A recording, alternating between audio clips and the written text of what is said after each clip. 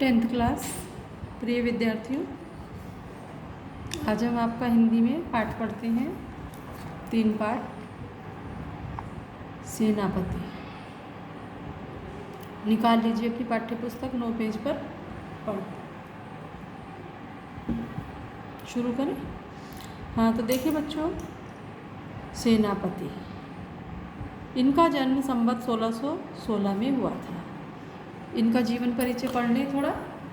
सेनापति का जन्म दीक्षित गोत्रीय ब्राह्मण परिवार में विक्रम संवत 1616 में हुआ।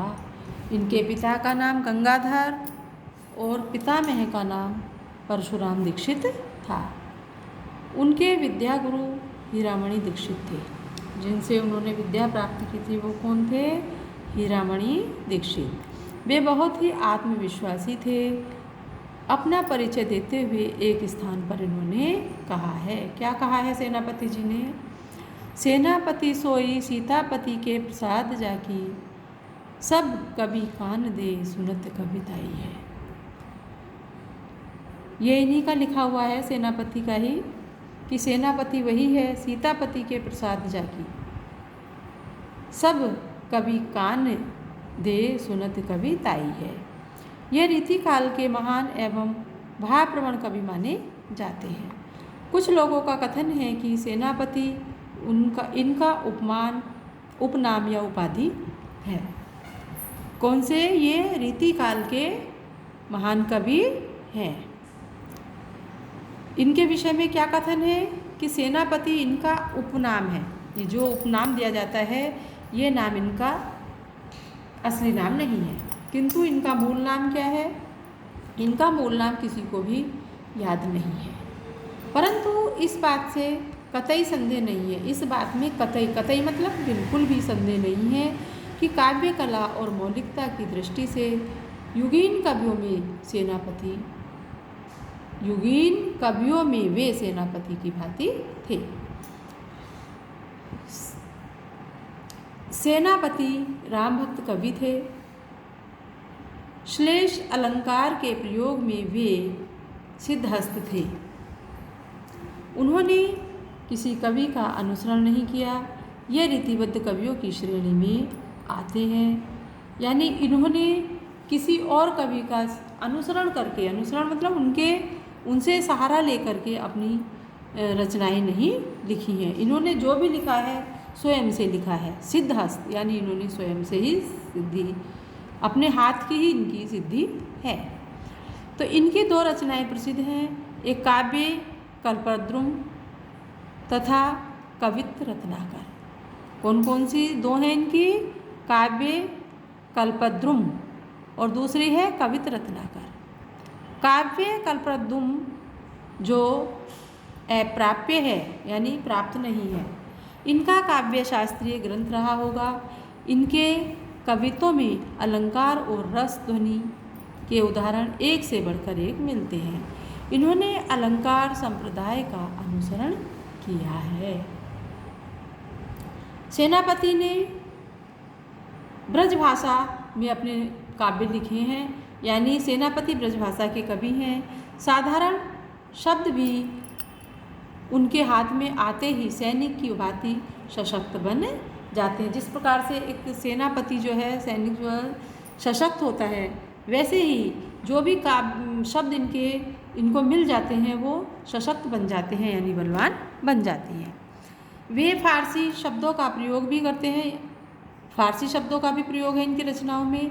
उनकी रचनाओं में प्रसाद और ओज गुण की प्रधानता है।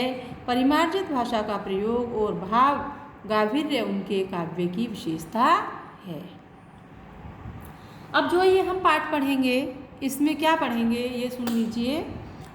पाठ परिचय में यहाँ प्रस्तुत कविता सेनापति के ऋतु वर्णन का प्रौढ़ और प्रांजल नमूना है। इनमें पूरी निपुणता से ऋतु के उपादानों यानी साधनों का, ऋतु के जो साधन हैं एवं उनके लक्षणों का उपयोग कवि ने किया है। वसंत का वैभव पूरी छटा के साथ पंक्तियों में पिरोया गया है। बसंत का बड़े सुंदर ढंग से इन्होंने वर्णन करके पंक्तिबद्ध तरीके से लिखा है। पिरोना जिस प्रकार से एक माला में मोती पिरोए जाते हैं, इसी प्रकार से इन्होंने शब्दों को उसमें बांधा है। कवि ने ऋतु वर्णन का सूक्ष्मतापूर्वक मानवीकरण किया है। ऋतुओं का बड़ी बारीकी से, सूक्ष्मतापूर्वक बड़ी बारीकी से वर्णन किया है। पूरा परिदृश्य राजा के आगमन काल के वस्तुओं और भावनाओं से बुना गया है। रंगीन उपवन सुगंधमय है। कोकिल चारण की भूमिका में पदगान कर रहा है। शोभा के सुख में उपकरण सेना के कवायद की छवि उत्पन्न कर रहा है, क्योंकि राजा एकाकी गमन नहीं करता है। इसी तरह से भीषण गर्मी के बाद झूलती हुई प्रकृति पर जब वर्षा ऋतु की बूंदें पड़ती हैं तो धरती नयनाभिराम एवं सुखमय हो जाती है। मानसून का आगमन इस कृषि प्रधान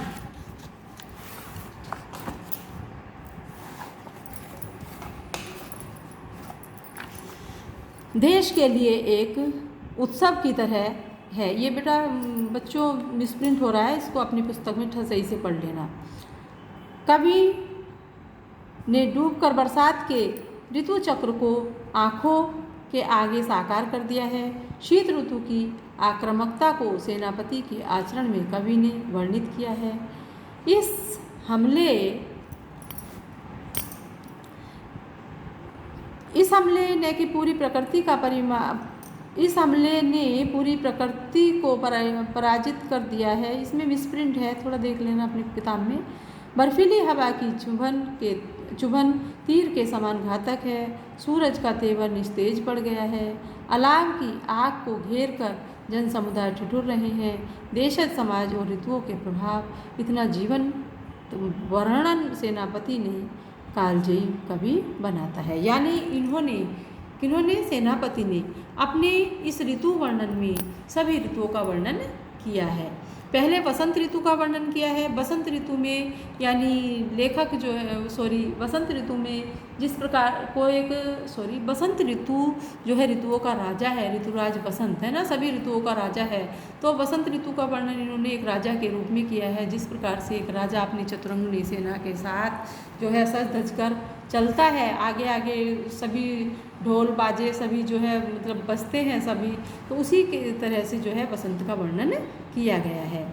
इन्होंने बरसात और शिशिर का भी वर्णन किया है और शीत ऋतु का भी वर्णन किया है अपनी इस कविता में, वो आप पढ़ेंगे अपने ऋतु वर्णन में।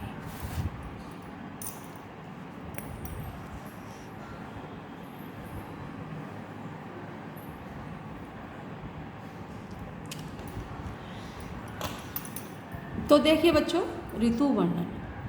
बरन बरन तरु फूले उपवन वन, सोई चतुरंग राग दर लहियतु है। बंदी जिमी बोलत विरद वीर कोकिल है, गुजत मधुप गान गुन गही हतु है। आवे आस पास पोहपन की सुभाष सोई, सोने के सुगंध माज सेने सही हतु है। शोभा को समाज सेनापति, सुख साज साज आवत बसंत ऋतुराज कही यतु है। तो इन पंक्तियों में कवि सेनापति ने बसंत ऋतु का वर्णन किया है। वरन वरन, वरन वरन यानी विभिन्न प्रकार के, विभिन्न रंगों के। तरु माने फूल, उपवन माने बगीचा, सोई सोई चतुरंग यानी चारों रंगों वाली, चतुरंगनी चारों अंगों वाली, जिसमें चारों चतुरंगनी सेना यानी चारों अंग जिसमें कौन कौन से हो जाते हैं, हाथी घोड़े रथ पैदल जो है इसमें आते हैं। दल बल मतलब दल जो समूह होता है सेना का, उसके लिए। बंदी जिमी बोलत बंदी जिमी बोलत विरद वीर कोकिल है, यानी कोयल बोल रही है। गुंजत मधुप, मधुप भोरा, गुन गहियतु ग्रहण करना, गहियतु ग्रहण करना। आवे आस पास पहुपन की सुभाष सोई, सोने पर सुगंध माज सहियतु है। शोभा को समाज सेनापति सुख साज आवत ऋतुराज कहियतु, बसंत ऋतुराज कहियतु है। तो इन पंक्तियों में क्या है, वरन वरन विभिन्न रंगों वाले क्या है इसमें। वसंत ऋतु जो है, वसंत ऋतु में आप देखते हो इसमें बसंत की सुंदरता का वर्णन किया गया है कि वसंत ऋतु जो है बहुत ही सुंदर वसंत ऋतु का बहुत ही सुंदर आगमन हो गया है, ऋतुराज वसंत का। विभिन्न प्रकार के जो हैं रंगों वाले, विभिन्न प्रकार के रंगों वाले फूलों से जो है वृक्ष और उपवन जो है परिपूर्ण हो गई है। वृक्षों पर और पौधों पर विभिन्न उपवन वनी बगीचों पर विभिन्न प्रकार के फूल जो है खिल गए हैं, जो बहुत ही सुंदर लग रहे हैं। सोई चतुरंग राग लही रही है। तो बसंत ऋतु आ गया है, उसको देखकर कैसा लग रहा है? ऋतुराज बसंत ऐसा लग रहा है जैसे ऋतुराज बसंत अपनी चारों अंगों वाली सेना को लेकर के आ गया हो, अपने पूरे साथ समाज के साथ, अपने पूरे राग दल यानी अपने पूरे दल और पूरे समाज के साथ बसंत ऋतु जो है चतुरंगनी सेना को लेकर आ गए हूँ। बंदी जिमी बोलत बिरद चीर कोकिल है। कैसा लग रहा है? यानी कोयल का कूकना, राजा बसंत जो कोयल कूक रही हैं, कोकल बिरद कोयल कूक रही हैं, तो ऐसा लग रहा है कि जैसे राजा बसंत के गीत गा रही हूँ, उनके गुणों का बखान कर रही हूँ। कोयल कूकती हुई ऐसी लग रही है, अपनी मधुर आवाज़ में जब कोयल बोल रही है तो वो ऐसी लग रही है जैसे कि ऋतुराज बसंत के आने पर जो है यह गीत गा रही हैं, यानी उनका स्वागत कर रही हैं। गुजत मधुप गान गुन गहियतुए, और भोरे गुनगुना रहे हैं। और आसपास जो है कुहुपन जो पक्षी हैं वो बोल रहे हैं, तो इन सब की आवाज़ ऐसी लग रही है जैसे कि कोई राजा अपने दल बल के साथ जो है गाजे बाजे के साथ चलता है, उसी प्रकार से ऋतुराज बसंत भी आ गया है। सोने के सुगंध माज रहे संयतु है। ये सब देखकर क्या लग रहा है? इतनी सुंदर हो रहा है जैसे कि सोने में सुगंध आ रही हो। सोने पर सुहागा, सोने में सुगंध कहते हैं ना, इस कहावत को चरितार्थ कर रहा है। शोभा को समाज सेनापति सुख साज आज आवत ऋतुराज के हेतु है। ऐसा देख करके क्या लग रहा है? एक सुबास सोई, यानी सरसों जो है महक रही है। सुबास सोई, सरसों की जो सुगंध है वो भी वायुमंडल में छाई हुई है, और वो तेलीय सुगंध भी जो है सोने में सुहागे का काम, सोने में सुगंध का काम कर रही है। शोभा को समाज सेनापति सुखसाज, और इस सब को देख करके कैसा लग रहा है? जैसे कि कोई राजा अपने सेनापति, अपने चतुरंगनी सेना के साथ, साजबाज के साथ ऋतुराज बसंत आ रहा हो। ऋतुओं का राजा बसंत आ रहा है। ठीक है बच्चों, आगे देखिए। ये दूसरा है। देखे छिति अंबर जले है, चरी और छोर, तीन तरुबर सब ही को रूप हरियो है।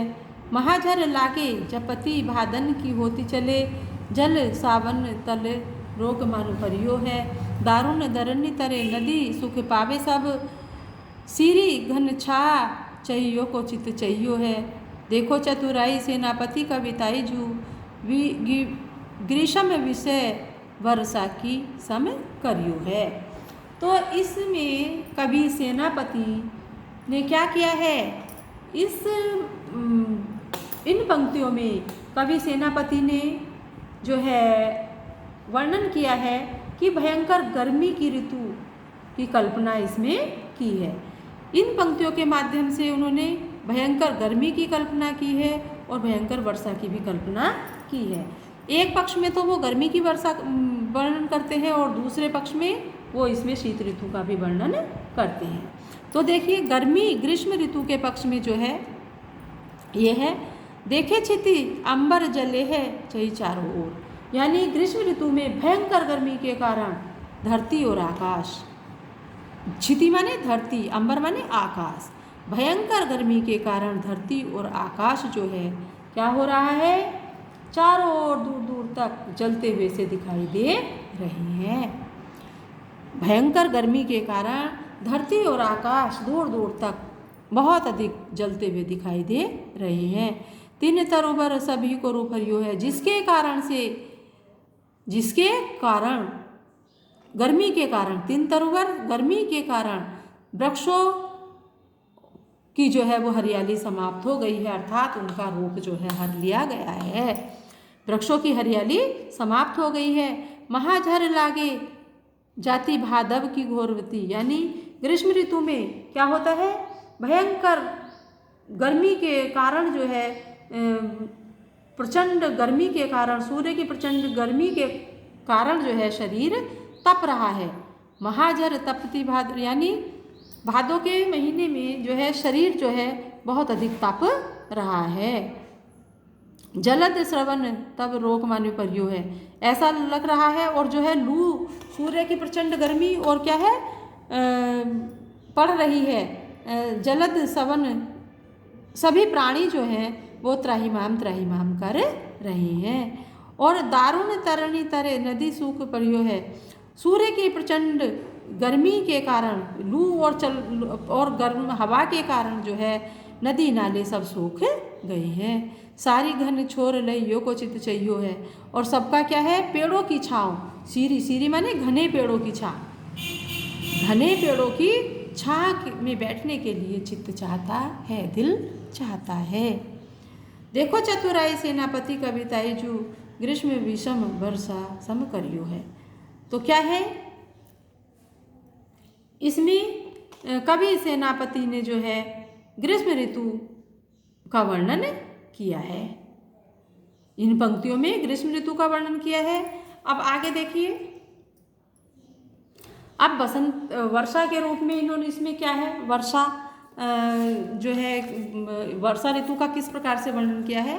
अब इसमें महाझारी लागे भादव की होत चली, यहाँ से देखे चिति अंबर जले है चित चाऊ ओर, यानी इसमें धरती और आकाश में वर्षा ऋतु के आने के कारण चारों ओर क्या होता है, दूर दूर तक जल ही जल दिखाई देता है। अब इसमें वर्षा ऋतु का जो वर्णन है वो देखें।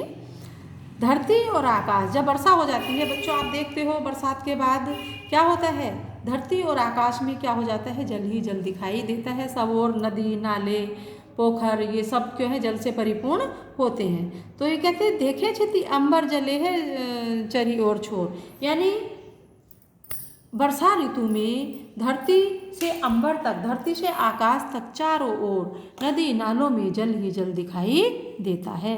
तीन तरुवर सभी को रूप हरियो है, जिसमें क्या होता है, तरुवर जो वृक्ष होते हैं सभी का, घास फूस वृक्ष इनका सभी का जो रंग हो जाता है वो कैसा हो जाता है, हरियो है। हरियो मतलब हरा हो जाता है। उसमें तो अभी आपने पढ़ा था हरियो का रूप हर लिया है, यानी चुरा लिया है, हरण कर लिया है। इसमें है हरियो का रूप है हरा। तो इसमें तरुवर वृक्ष घास फूस आदि सभी का रूप जो है वो सभी वर्षा के कारण हरे हो जाते हैं। महाझर लागे जाती भादव की होते चली, यानी इसमें क्या है, महाझड़ी लगी हुई है। महाझर लगातार वर्षा होने को कहते हैं झड़ी लगना।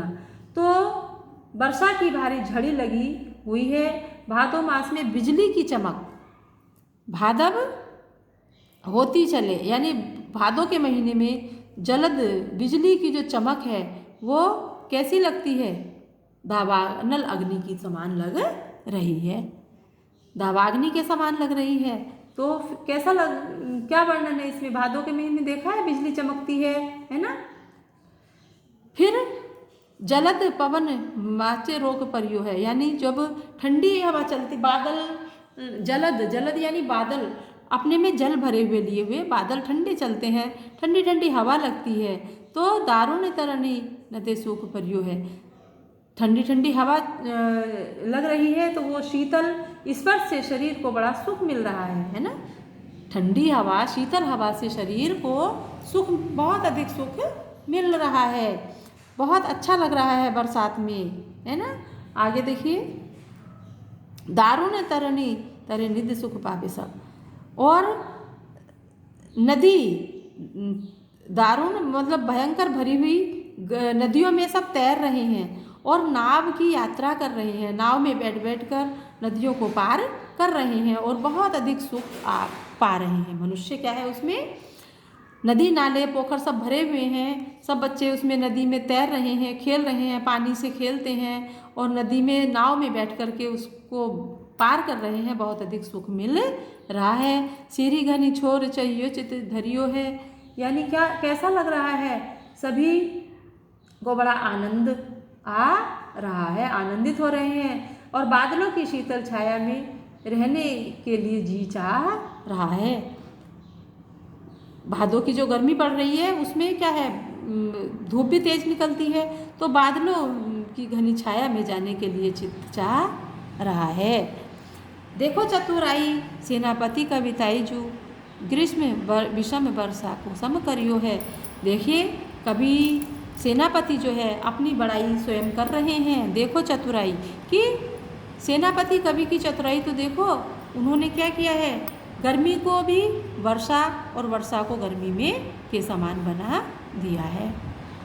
ग्रीष्म ऋतु को और वर्षा ऋतु को एक समान बना करके एक ही पंक्ति में वर्णन कर दिया है। अगली पंक्ति है, दामिनी दमक सुर चाप की चमक श्याम घटा की झमक अति घोर घन घोर ते कोकिला कलापी कल कूजत है जित तित सीकर ते शीतल समीर की झकोर ते सेनापति आवन कहियो है मन भावन सू लगियो तर सावन विरह जुर जोर ते आयो सखी सावन मदन सर सावन लगी है सर बर सावन सलिल चहु और ते। तो इन पंक्तियों में क्या है, सावन मास का वर्णन किया गया है। इसमें श्रृंगार रस है, यानी कि एक सखी दूसरी सखी से कहती है, क्या कहती है,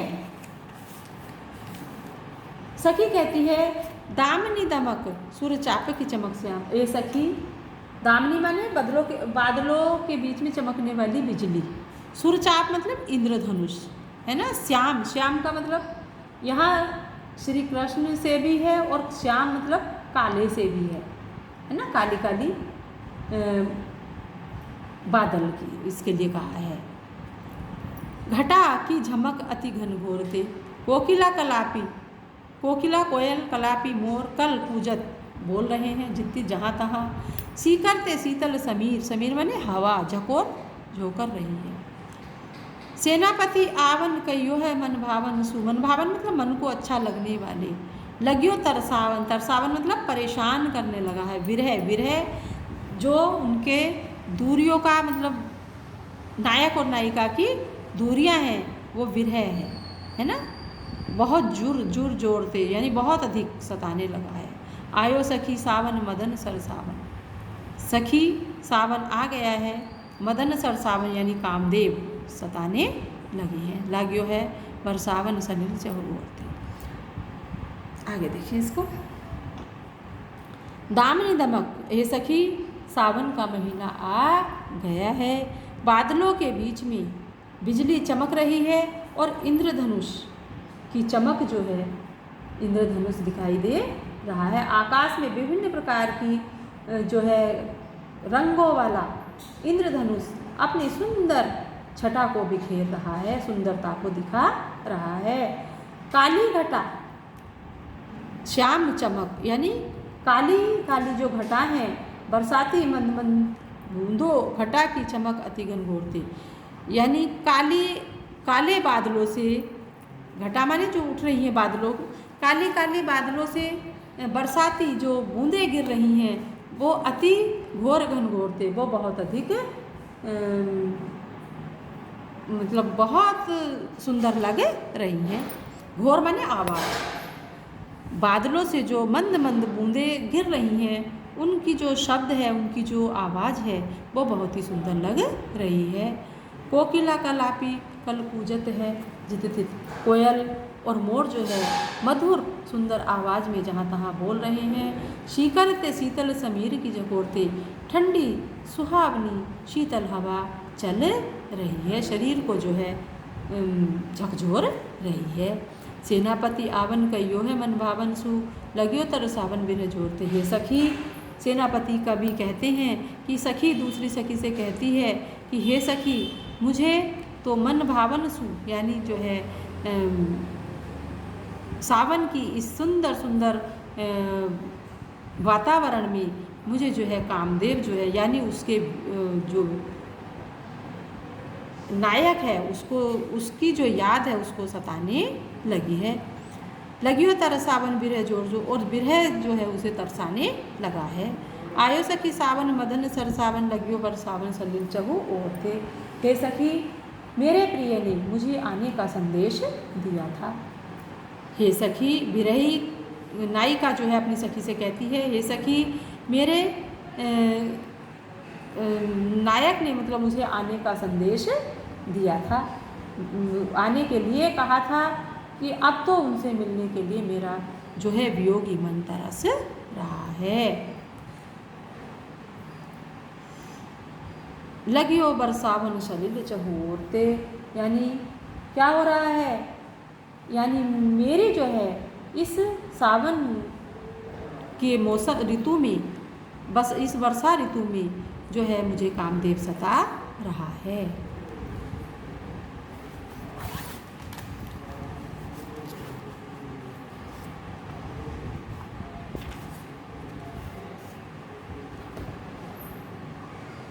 शीत को प्रबल सेनापति को पछड़ियो दल, निबल अनल गयो सूर्य सिरसाई के, हिम के समीर ते बरसे विषम तीर, रही है गरम भोन कोनन में जाई के, धूम नैन बहे लोग आगी परे गिरे रहे, हिये सो लगाई रहे नेक सुलगाई के, मानो भीत जानी महासीत ते, पसारी पानी छतिया की छा रखियो पावक छुपाई के। तो इन पंक्तियों में शीत ऋतु का वर्णन है, बहुत अधिक शरद ऋतु का वर्णन किया गया है। शीत का प्रबल सेनापति को चढ़ियो दल, अब इसमें सेनापति कवि कहते हैं कि शीत ऋतु जो है, शरद ऋतु जो है अपने दल बल के साथ, यानी अपनी शक्तिशाली सेना के साथ जो है आकर के चढ़ गई है। कोपी चढ़ियो दल, यानी शीत ऋतु का जो दल है बड़े क्रोध के साथ अपने दलबल के साथ आ गई है। निबल अनल, अनल माने आग, निबल माने निर्बल हो गई है, आग में भी कोई ताकत नहीं रह गई है। गयो सूर्य सिरसाई के, अर्थात क्या हो रहा है, अग्नि जो है शांत हो गई है अग्नि, और गयो सूर्य सियराई के, सूर्य माने सूर्य, और सूरज की भी जो है गर्मी जो है समाप्त हो गई है, सूर्य की भी गर्मी समाप्त हो गई है। हिम के समीप ते ही बरसे विषम तीर, और बर्फीली जो हवा है, हिम के समीप यानी बर्फीली हवा, ते ही बरसे विषम तीर, वो चल रही है तो ऐसा लग रहा है जैसे एक तीर के समान, जिस प्रकार से तीर लगता है इस प्रकार से वो सता रही है। ठंडी बर्फीली हवा शरीर में एक तीर के समान लग रही है। रही है गर्म भोन कोनन में जाएगी, और ऐसा लग रहा है कि जैसे गर्मी तो कहीं कोने में जा कर के छुप गई हो। रही है गर्म भोन कोनन में जाएगी, और गर्मी कहीं कोनों में जा कर के छुप गई हो। धूम नैन बहे लोग आगी पे गिरे रही, क्या है धूम माने धुएं से आंखें भरी हुई हैं, धुएं से आंखें भरी हुई हैं, लोग आग पर गिरे जा रहे हैं। अर्थात जब इतनी अधिक ठंड हो रही है, सर्दी हो रही है, तो लोग क्या कर रहे हैं, आग जला करके अलाव जला रहे हैं, और अलाव पर अलाव जला रहे हैं, तो उस अलाव से क्या है धुआं उठ रहा है, वो धुआं क्या है आँखों में भर रहा है। तो धूम नैन बहे, और धुएं से आंखें बह रही हैं, लोग आगी पर गिर रहे, और ऐसा लग रहा है जैसे कि लोग आग पर गिरे जा रहे हैं। हिये सो लगाई रहे नेक सुलगाई के, और आग्नि को क्या है अपने हृदय से लगा रहे हैं, उसको सुलगा करके आग को जला करके लोग उस पर गिरे जा रहे हैं, अर्थात अपने हृदय से अपनी छाती से लगा रहे हैं। ऐसा लग रहा है कि लोग आग को अब अपनी छाती से लगा रहे हैं। मानो भीत जानी महासीत है पसारी पानी, छतिया की छाया रखियो अलग छुपाई के, मानो ऐसा लग रहा है आग के तनिक सा सुलगते ही लोग उसे तापने के लिए लग जाते हैं,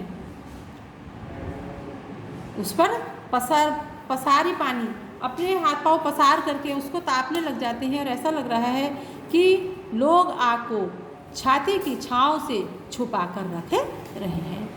उसको देखकर ऐसा लग रहा है कि लोग आग को अपनी छाती की छांव में छुपा कर रखे रहे हैं। तो ये आपका पूरा हो गया है, इसको पढ़ लीजिए, अच्छे से समझ लीजिए।